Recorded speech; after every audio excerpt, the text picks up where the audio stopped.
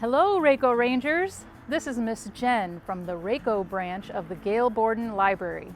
Today we're doing our second session of our Rakow Rangers series, Pond Life, where we learn what kind of animals and critters live in our pond.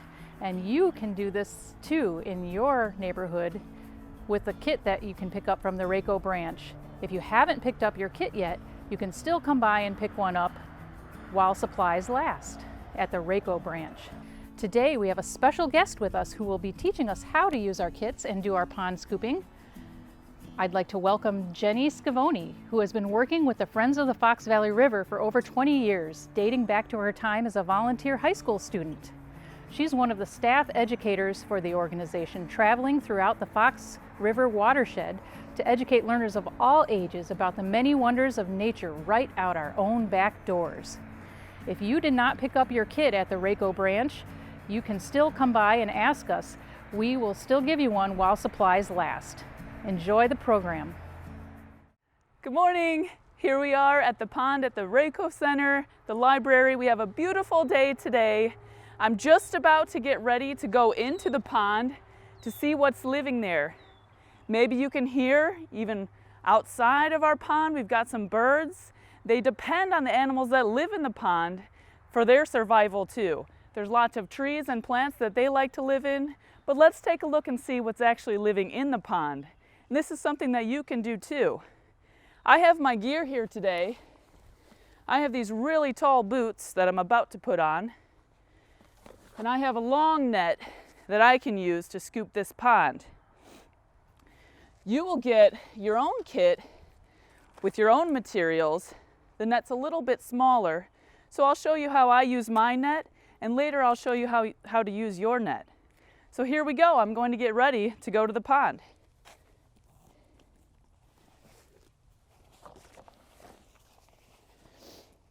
Now this pond here has a pretty steep bank, so it's important to use the right equipment to go down. My boots are really tall, so I will be able to walk through these tall plants and be careful on my way down. When you visit the Rakow branch, be sure to stay on the mowed paths around the ponds for your safety and for the safety of the animals that live here. So I'm just about ready.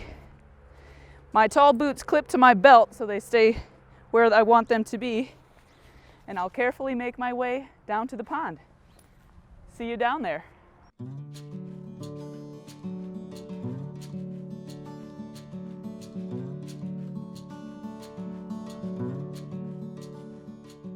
All right, guys, I'm going in. Pretty squishy. Make sure you wear your boots when you're going into your pond in your neighborhood. So when I use this net, I like to push the flat side up against the edge of the pond because a lot of animals like to live there and hang on to the grass that's hanging over the edge. I'll show you how I do that now. Areas where there are rocks are great homes for little animals. Vegetation that's in the middle of the pond is also a great place to find critters. So I'm sort of scooping underneath it and pulling back. I'll show you how to do this with your little net too. Be sure to keep moving along the bank of your pond or your creek and different places. The animals all have different little niches that they like to live in.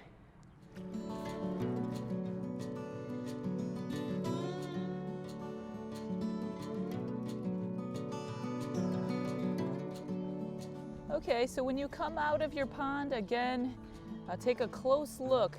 You'll have a lot of critters wiggling around and some of that plant material that came with you when you scooped out of the pond. So it's really important to be careful when you're handling these little creatures because they're small. I like to use forceps, or also known as tweezers. This might be something that you have at home. So I use these to carefully pick up organisms from the net, and I transfer them to a tray that I filled with water from the pond. So take some time and really examine closely with the contents of your net. You can see all of the different critters that live in here. Some are large, some are pretty small, like this one. Now that you've taken the time to carefully find the organisms that were in your net, transfer them to your white tray, get a good opportunity to see how they can swim and what they look like. Here's one here. I'll use the spoon. You'll have one of these in your kit to try to get a closer look. This one's called a scud or a side swimmer. And you can see why it's called a side swimmer, because it swims on its side. This is actually a freshwater shrimp, a very common little critter to find in a pond or in a creek. This bigger one here is a damselfly nymph. So a nymph is like a young version of an adult insect, so like a child or a teenager. So the damselfly grows up in the pond or in the creek, and when it becomes an adult, it gets beautiful wings and flies around outside of the pond. So here you're looking at a teenager in the damselfly world. This is related to a dragonfly. You probably know what those are. There are some little tiny critters in here too, even smaller than the ones we've seen. So be sure to take a really close look. This one here, it's called a black fly larva. This is also like a young kid. Many of these critters that you'll find in your pond spend their young days in living underwater, and like the damselfly, grow up and form wings and fly around outside. This is another pond critter that does that very same thing. So you'll find lots of different critters.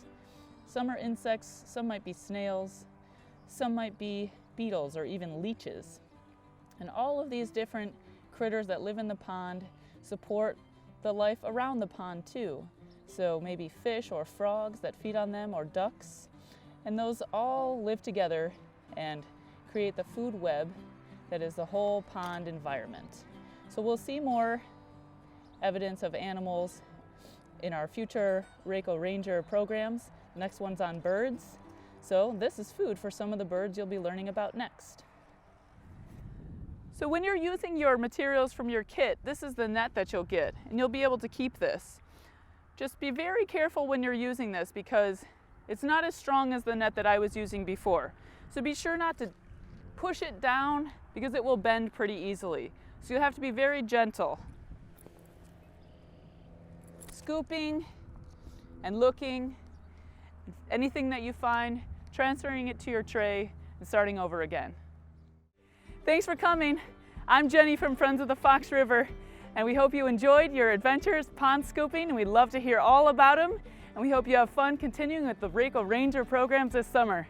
Remember, when you're out scooping your pond or scooping your creek, if you see any litter, pick it up. We can all do our part. Okay, so you've gotten your kit and you learned how to use it, but in your kit, or maybe you got this before, is the coloring book. And you got a sticker today, so if you've completed this program, you now can put your Pond Scooping Extraordinaire sticker in the appropriate section in your coloring book. And then don't forget to tune in next time for Birds, Worms, and More with Miss Jill. That'll be Saturday, July 10th on Facebook at 11 o'clock. So join us for that.